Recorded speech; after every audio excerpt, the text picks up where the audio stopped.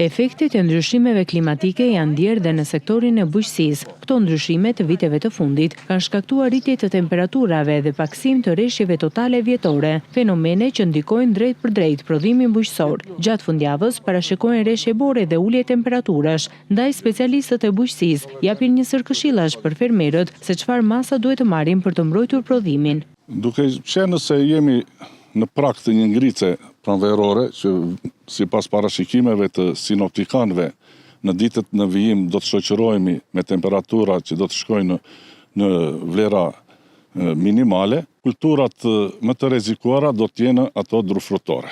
Jemi në një fazë të zgjimit të sythave deri në sipas varieteteve të ndryshme deri në krijimin e butonave rozë. Fermerët duhet kenë parasysh që të krijojnë mjergullaja tymi. Me këtë masë mund të ulin temperaturën edhe -1 apo -2 gradë. Po kështu në treg ka edhe biostimulatorë, të cilët janë me përberje aminoacides apo algas. Vitet e fundit janë përdorur dhe kanë dhënë efekt. Një zgjidhje efektive është dhe shfrytëzimi i kultivarëve që i përshtaten më mirë ndryshimeve klimatike, duke mos përjashtuar mundësinë e përdorimit të resurseve gjenetike të rajonit.